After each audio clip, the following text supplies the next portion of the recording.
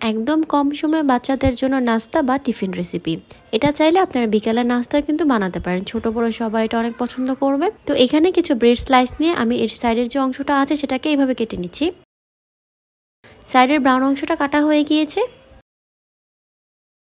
একটি মিক্সিং বলে আমি 3টা সেদ্ধ ডিম নিয়ে নিয়েছি। এরপর এরকম একটি গ্রেটার দিয়ে ডিমগুলোকে আমি ভালো করে এইভাবে গ্রেট করে নিব। হাতে সময় কম থাকলে ঝটপট এভাবে বাচ্চাদের পছন্দের এই আইটেমটা আপনারা বানিয়ে নিতে পারেন। মেহমান আসলেও কিন্তু এটা বানিয়ে দেওয়া যাবে।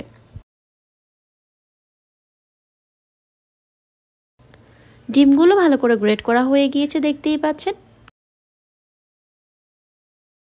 চাইলে বিকেলে নাস্তাতেও এটা ঝটপট বানানো যাবে। ডিমগুলো সব গ্রেট করা হয়ে গিয়েছে, দেখতেই পাচ্ছেন।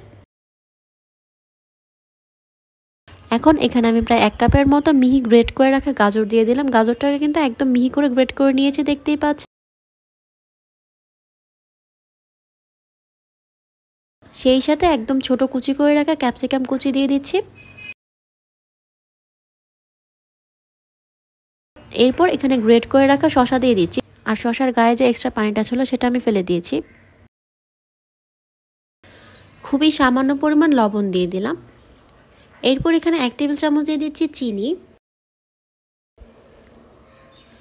খুবই সামান্য দিয়ে দিচ্ছি গোলমরিচ গুঁড়া।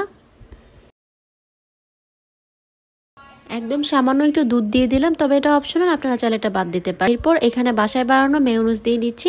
এই মেয়োনিজের রেসিপিটা কিন্তু অলরেডি আপলোড করা হয়ে গিয়েছে, আপনারা চাইলে এটা দেখে নিতে পারেন। এখানে প্রায় 3 টেবিল চামচের মতো মেয়োনিজ দিয়েছি। এখন সবকিছুকে আমি খুব ভালো করে এইভাবে মিশিয়ে নিচ্ছি।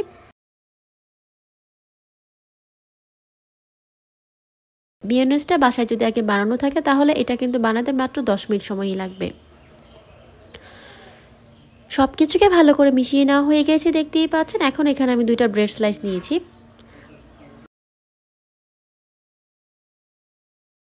ব্রেড স্লাইসের উপর প্রয়োজন মতো এখানে কিছু ফিলিং দিয়ে দিচ্ছি।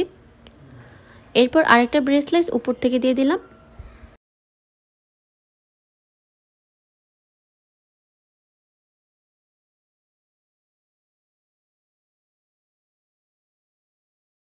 এখন একটি প্লাস্টিক র্যাপারের সাহায্যে আমি ভালো করে এটাকে র্যাপ করে নিচ্ছি। একটি ছুরির সাহায্যে মাঝখান দিয়ে আমি কেটে নিচ্ছি।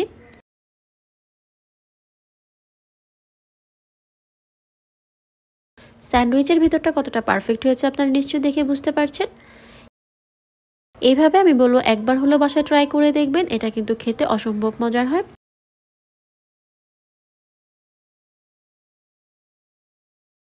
কম সময়ে ঝটপট এই স্যান্ডউইচের রেসিপিটা আপনাদের কাছে কেমন লেগেছে কমেন্ট করে আমাকে অবশ্যই জানাবেন। এমন সব মজার আর নতুন রেসিপি পেতে আমাদের ফেসবুক পেজটা ফলো করে রাখতে পারেন।